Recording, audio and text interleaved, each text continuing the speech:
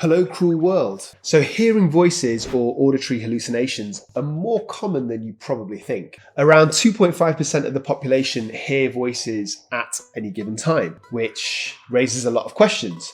So does hearing voices automatically mean mental illness? Can people hear happy or positive voices? And if I hear voices, do I need treatment? And also, Dr. Das, perhaps do you have a case or two that you can share with us with different kind of presentations and perspectives that will help kind of illustrate the points and angles of hearing voices? I will answer all of these questions in this two-part series. So this episode, I'm going to answer a few of those questions. I'm going to tell you about a real-life case of mine of a man who was tortured as a teen and then he was raped in prison as an adult, and he had started hearing voices related to this trauma. So depending on which study you look at, they say that around 10% of people have heard voices at some point in their life, and about 2.5% of the world's population hear voices right now at this moment in time. And there are about 170 different hearing voices groups just in England alone. So to answer one of the questions, yes, healthy people can hear voices. So they don't have any psychiatric diagnoses, and these are called non-pathological voices. So here's an example. If you have a death of a loved one, then you can often hear them calling your name for weeks or months afterwards. And this is actually just part of the normal grieving process. There's nothing wrong with you. Really want to make that clear.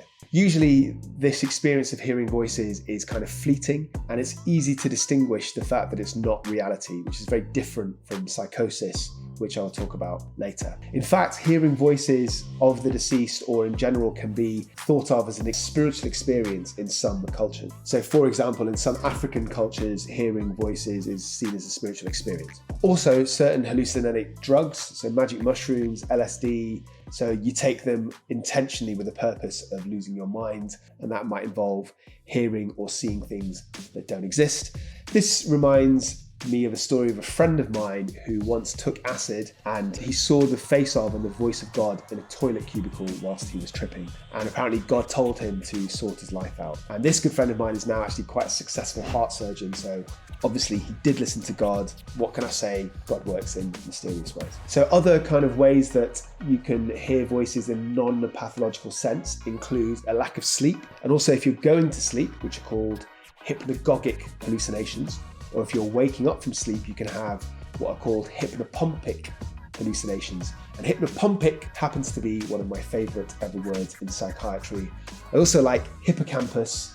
Hippocampus is part of your temporal lobe, and it helps you form new memories, but it can mean a gay zoo animal. People can hear voices when they're suffering migraines and seizures as well. And finally, another very important and very common non-pathological situation where you can hear voices is with trauma. So some people, a minority, develop a positive or encouraging kind of voice that helps them deal with overwhelming trauma. Or more often, they can hear voices related to the ordeal itself, such as the voice of the perpetrator. On top of that, some people with trauma suffer dissociation, which is this feeling of not being real and being kind of disconnected from reality, but it's different from a psychosis. In that psychosis, the things that you experience aren't real, but they feel real, whereas dissociation, the feeling that everything around you is not real. And when you have disassociation, you can hear voices. On top of all of that, you can actually develop post-traumatic stress disorder, which I'm sure you've probably heard of. So that is when you've had a really bad, life-threatening, usually ordeal,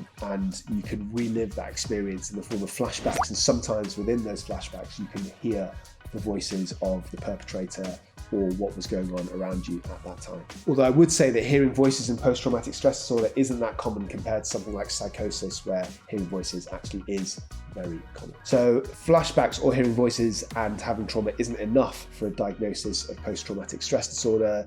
There are other factors, so other symptoms I should say. For example, hypervigilance, which is like being constantly on edge and easily startled, or avoidance behaviors where you intentionally avoid anything that reminds you of that trauma. So the things that I'm talking about now are kind of crossing over from the line of non-pathological into pathological. And sometimes people who are not mentally ill at all can just simply hear their own thoughts being spoken aloud. So everybody has thoughts. You or I might have thoughts like, what's for dinner?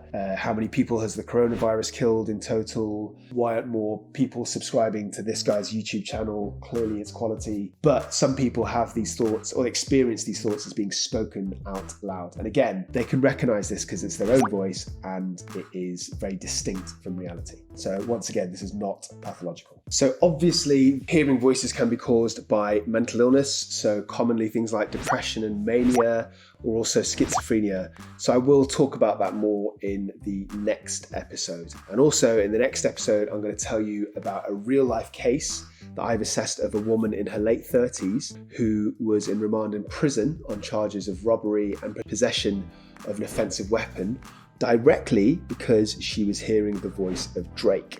Yes, you heard me correctly, the musician Drake. So an interesting question that I've been asked before is this: when people hear voices, is it directly linked to their life that's going on right now and their experiences, or is it completely random? So the first thing I'd say is that this is a very common presentation. So I've assessed hundreds of patients who have heard voices, and in my experience, it is very variable. So I've certainly assessed patients where the voices they hear or the delusions they have are directly connected to what's going on around them. So either what's going on around them right now or something that's happened to them in the past. So I'll give you some examples. I saw a patient not so long ago who could actually hear the voice, or believe she could hear the voices of the coronavirus on her skin. Another example would be people from religious backgrounds can hear the voice of God or the devil. So a good example of that is Andrea Yates, who in 2001 killed her 5 children in Houston because she was hearing the voice of the devil. I've actually done a whole video on her, in fact 2 videos on her, go check them out on my channel. At other times I've seen people who have absolutely random voices which are not connected to anything that's anything to do with them as far as I know. So for example, I saw a patient who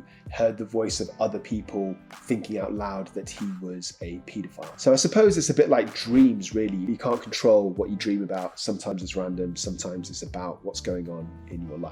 So just to clarify, all these things that I'm talking about are relation to mental illness. But when it's related to trauma, then it's different. Then it's most likely going to be connected to that trauma, like, as I said before, hearing the voice of the perpetrator.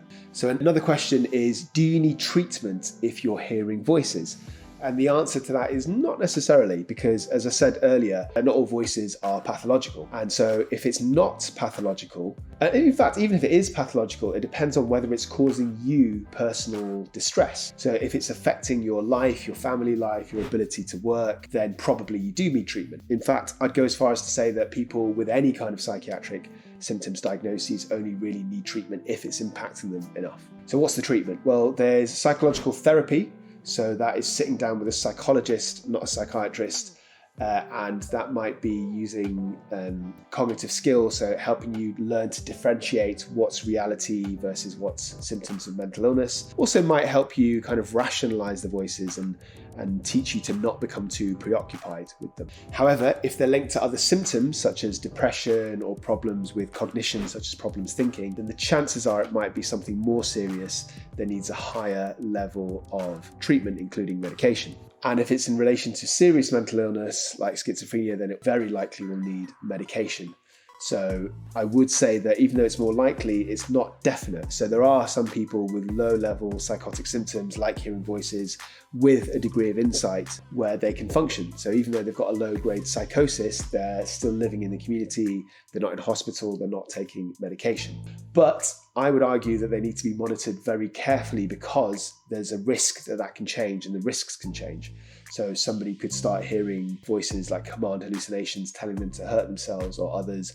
If that happens, they might need to be detained under the Mental Health Act for the safety of everybody around them.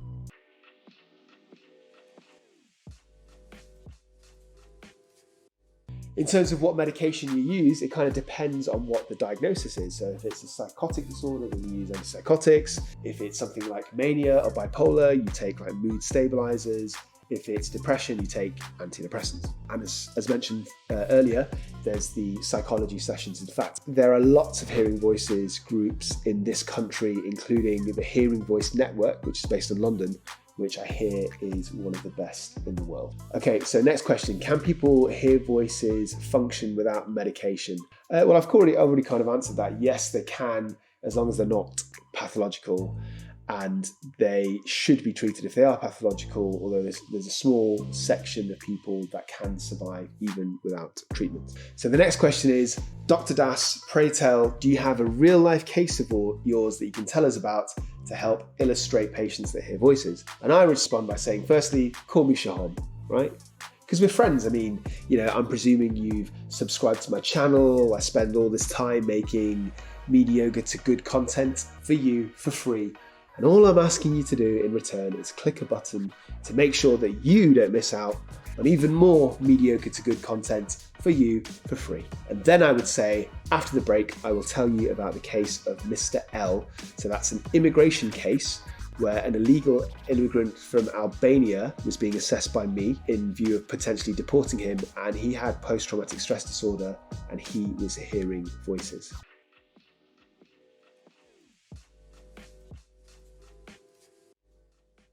So everybody, welcome to A Shaykh for Sure Minds. I'm your host, Dr. Sohom Das. I'm a consultant forensic psychiatrist. I live and work in sunny, great London. I assess mentally disordered offenders, or what the tabloids might call the criminally insane. I work in prisons and in courts and secure psychiatric units. I also work as an expert witness to advise judges about criminal trials across the UK. So this channel that you're watching, A Shaykh for Sure Minds, it dissects a whole range of mental health topics, some related to offending and some not. So this one is not related to offending. My USP, I think, is that I talk about my real life patients and tell you about real life cases I've seen, as I'm about to do later on in this video. You must subscribe. If you don't, you're going to miss out. I release videos every Tuesdays and every Friday. So let's go on to the case of Mr. L.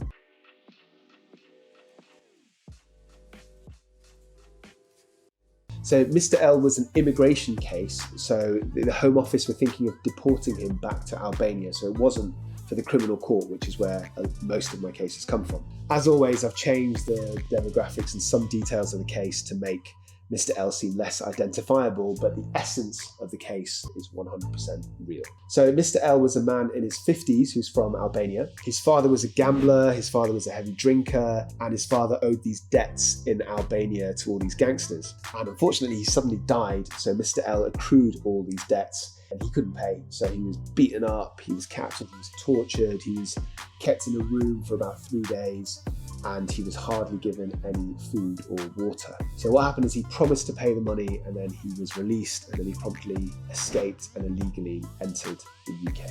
And that happened a long time ago. So the time I saw Mr. L, he'd been in the UK for about 10 years, and he'd been doing some like unofficial, under the table kind of work. So like building sites, car washes, that kind of thing. Mr. L was eventually arrested in possession of drugs. So according to him, in the car wash where he was working, this was owned by some gangsters who lived in London, and they stashed their drugs there. And he said the police raided the place, he had no idea that there were drugs there, and everybody else legged it, and he got caught.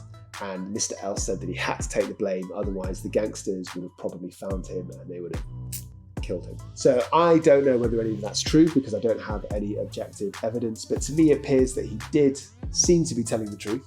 But more importantly, later on, after he was arrested, whilst he was in prison, Mr. L was unfortunately raped by 2 other inmates. And there does seem to be some evidence supporting this, in that he presented to psychology services in prison and he had lots of psychotherapy to help him deal with this trauma. So there's several reports of these incidents, so it's probably true. He also used to self-harm in prison, so he was banging his head repeatedly on the wall. Sometimes he'd like leave with bruising or bleeding to his head.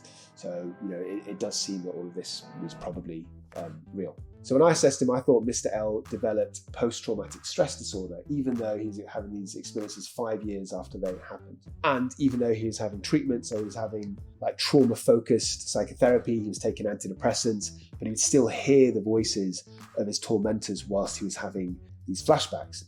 And he would have the other classic symptoms of post-traumatic stress disorder, such as hypervigilance, which is constantly being on edge and easily startled. So at some point, I'd like to go into details with you about what post-traumatic stress disorder is. I've talked about complex post-traumatic stress disorder in another video.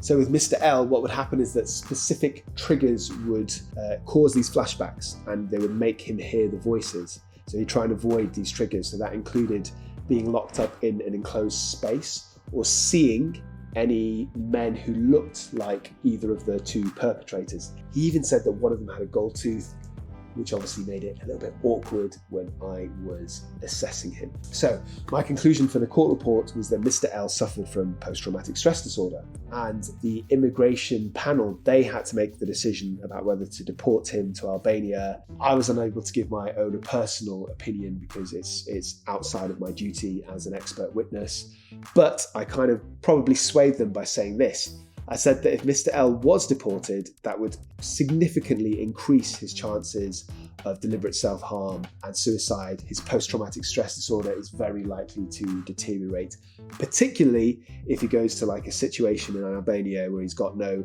community mental health team and he couldn't continue his treatment, so he couldn't carry on having his therapy or his antidepressants. Okay, so I've done a lot of talking. I have some questions for you, dear viewers. Firstly, have you ever heard voices? And if so, what was the context? Have you ever known anybody who has heard voices? And have you had any unusual experiences during the grieving process? I'd love to know a bit more about you, so tell me in the comments section below. Okay. So I'm going to take a quick break and I'm going to tell you about what's coming up on the next episodes of the Psych for Sore Minds.